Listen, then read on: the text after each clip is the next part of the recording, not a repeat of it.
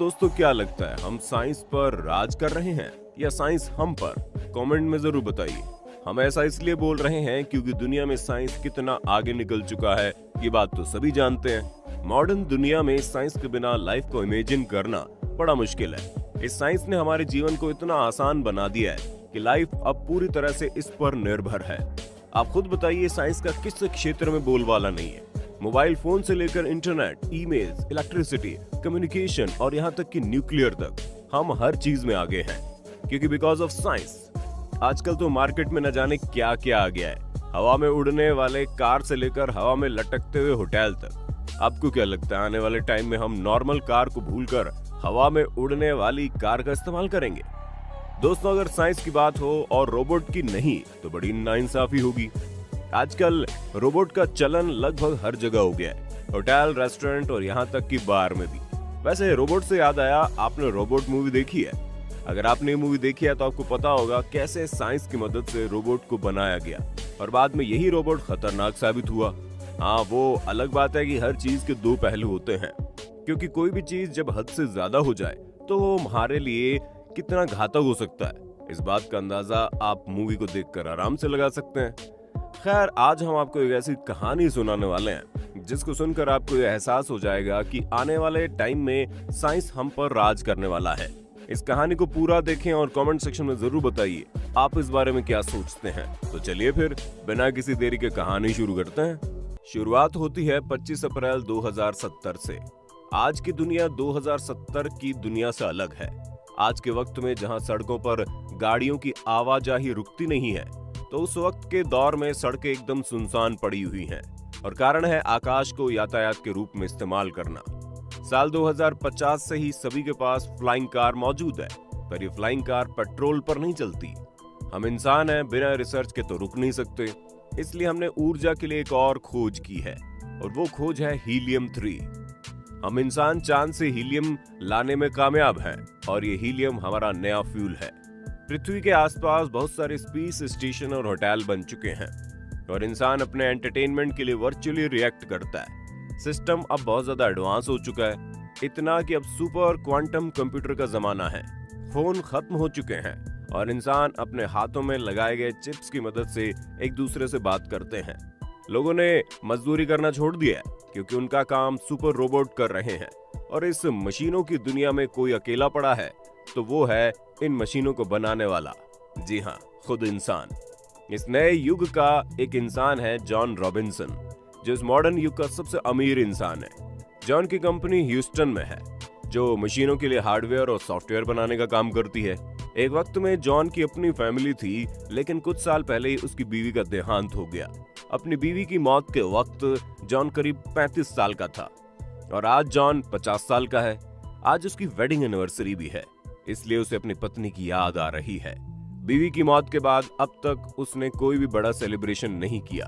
उसका ऑफिस एक बहुत बड़े बिल्डिंग में जिसमें 225 माले हैं। जॉन अपने ऑफिस में बैठकर अपनी बीवी के बारे में सोच ही रहा था कि उसकी ऑफिस का फोन बजा। उसने फोन उठाया तो उसके सेक्रेटरी का फोन था। सेक्रेटरी ने बोला, सर, आज आपकी meeting wireless space MD mister Avinash के साथ है और वो आपसे मिलना चाहते हैं। ठीक है, अविनाश को अंदर भेजो। ऐसा कहकर जॉन ने फोन रख दिया। Good morning, I am Avinash कहकर अविनाश ने जॉन से हाथ मिलाया। फिर जॉन ने बोला, यस प्लीज सिट। इसके बाद दोनों के बीच बातचीत शुरू हुई। अविनाश ने कहा, वायरलेस स्पेस कंपनी आपके लिए एक ऑफर लेकर आई है और जैसे ही आपको इस ऑफर के बारे में पता चलेगा आप खुश हो जाएंगे। तब जॉन ने कहा, यस अविनाश, आपकी जो कंपनी है उसमें मेरी वाइफ रोजी भी काम करती थी। मेरी यादों को ताजा करने के लिए धन्यवाद। तभी अविनाश ने बोला, थैंक यू की क्या बात है। रोजी मैडम हमारे साथ 25 और कंपनी के साथ भी काम करती थी और अगर सच बोलूं तो वो कंपनियों के साथ नहीं बल्कि कंपनियां उनके साथ जुड़ी थी। रोजी मैडम सच में इस दुनिया का सबसे इंटेलिजेंट औरत थी। तभी जॉन ने बोला, वो तो ठीक है, पर आप काम तो बताइए। तभी अविनाश बोला, सबसे पहले आपको इसका बेसिक समझाता हूँ और फिर बात करेंगे मुद्दे के बारे में। अविनाश ने बोलना शुरू किया कि सर, 2030 में जब पूरा सिस्टम आर्टिफिशियल इंटेलिजेंस पर डिपेंडेंट हुई, तब से लगातार ये अटकलें लगाई जा रही थी कि बहुत जल्द पूरी दुनिया साइंस के काबू में होगी। लेकिन आपकी वाइफ मिसेस रोजी ने कहा था कि ऐसा कभी नहीं होगा, क्योंकि ये सब ह्यूमन मेड ब्रेन है। मशीन चाहकर भी उतनी पावरफुल नहीं हो सकती, क्योंकि आखिरकार ये नेचुरल नहीं है और वैसे भी हमारे अंदर कुछ नेचुरल एनर्जी है जो इनमें कभी नहीं आ सकती, और इसलिए इन पर हमेशा हमारा राज रहेगा। भले ही उस वक्त रोजी मैडम का सबने विरोध किया, पर आज 2070 में वही बात साबित हुई। इसलिए हमें आज के रोबोट और टेक्नोलॉजी को और ज्यादा विकसित करना चाहिए। सर, भले ही आज हम पूरा स्पेस तक घूम के आए हैं, लेकिन मृत्यु पर जीत हासिल नहीं कर पाए हैं, और अब वो वक्त आ चुका है जब हम इस पर भी अपना परचम लहराएं।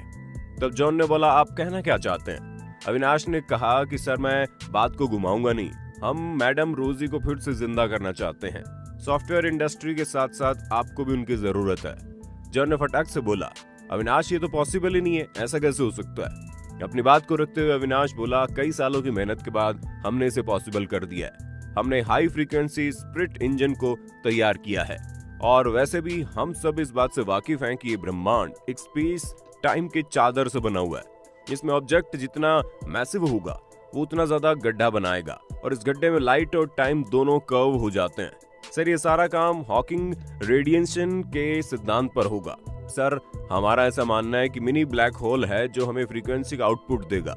वो किसी मरे हुए इंसान की आत्मिक फ्रीक्वेंसी होगी।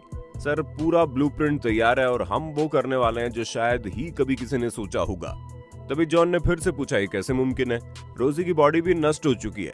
उसी वक्त अविनाश ने कहा, आप उसकी चिंता मत कीजिए, क्योंकि रोजी मैडम ने अपने heart beat, retina, voice frequency store करके रखा हुआ है, और जब हम ये सब ब्लैक होल में डालेंगे तो उसमें जो आउटपुट निकलेगा वो मिसेज रोजी की ही होंगी, जिसे हम कंप्यूटर में सेव कर लेंगे। जॉन ने बोला, ऐसा हो सकता है तो ठीक है, मैं तैयार हूँ। रिसर्च का दिन आया जब पूरी दुनिया की नजर इस पर टिकी थी, और टिके भी क्यों ना, बात मौत की थी जहां से कोई वापस नहीं आता। सोचिए, फ्यूचर में अगर हमारे साथ ऐसा हो तो क्या बात होगी। शाम 5 बज गए। रिसर्च सेंटर के अंदर जॉन वेट कर रहे थे। कुछ देर बाद रिसर्चर ने मिनी ब्लैक होल में से एक आत्मिक फ्रीक्वेंसी को बाहर आते हुए महसूस किया। जॉन को बुलाया गया और उसके ब्रेन के न्यूरॉन को कंप्यूटर के साथ जोड़ दिया गया। जॉन अब सीधा क्वांटम कंप्यूटर की दुनिया में चले गए। वहां पर उन्हें एक रोशनी दिखाई दी, और उसे देखते ही जॉन ने बोला, ओ माय गॉड रोजी, मिसिंग यू सो मच। इतने दिनों बाद मैं तुम्हें देखकर अच्छा लग रहा है। मुझे तो बिलीव ही नहीं हो रहा कि तुम मेरे सामने हो। जॉन को रोजी की धुंधली आकृति दिखाई दे रही थी, जिसमें रोजी उदास दिख रही थी। जॉन कुछ बोलता तभी रोजी ने कहा, तुमने ये क्या किया? नेचर के नियम को ही बदल दिया। तुम्हें पता है रोबोट और हम में क्या अंतर है? अंतर है जीने का एहसास, जो रोबोट में हम कभी नहीं डाल सकते। और ऐसा इसलिए मैंने बोला था, हमारे ऊपर कभी भी राज नहीं कर पाएंगे, लेकिन आज मेरी एनर्जी इस कंप्यूटर में आ गई है, जिसकी वजह से उन्हें वो एहसास मिल गया है जो हमें उन्हें कभी नहीं कराना था। तुमने पूरी दुनिया बदल दी। अब आर्टिफिशियल इंटेलिजेंस अपना काम शुरू कर देंगे। अब सारे इंसान आर्टिफिशियल इंटेलिजेंस के गुलाम होंगे। ऐसे बोलते ही रोजी पता नहीं कहां चली गई, और जॉन सिस्टम से डिस्कनेक्ट हो गया। अविनाश डिस्कनेक्ट होने के बारे में कुछ बोलता कि तभी जॉन ने अविनाश से कहा, मैंने और तुमने बहुत बड़ी गलती कर दी। और उसी वक्त लाइट भी चली गई, और तब से ये रोबोट इंसान के कब्जे से बाहर चले गए। कुछ ही मिनट के अंदर कंप्यूटर कोई भी कमांड नहीं ले रहा था, जिसकी वजह से अविनाश और उनकी टीम डर गए, क्योंकि वो हो गया था जो नहीं होना था। मात्र 2 महीने के अंदर हर जगह रोबोट का राज था। कोई अमीर कोई गरीब नहीं, क्योंकि अब मशीनों को बनाने वाले मशीन के गुलाम बन गए। ये बात सच है कि दोस्तों, हम साइंस में इतना मगरूर हो चुके हैं कि हमें इसका नेगेटिव पॉइंट दिख ही नहीं रहा। आपको क्या लगता है दोस्तों, हम जिस तरह से रोबोट को इंसान बनाने पर तुले हैं, क्या ये सही है? कमेंट में बताइए। उम्मीद करते हैं ये स्टोरी आपको पसंद आई होगी। वीडियो पसंद आई तो वीडियो को लाइक और अपने दोस्तों में शेयर करना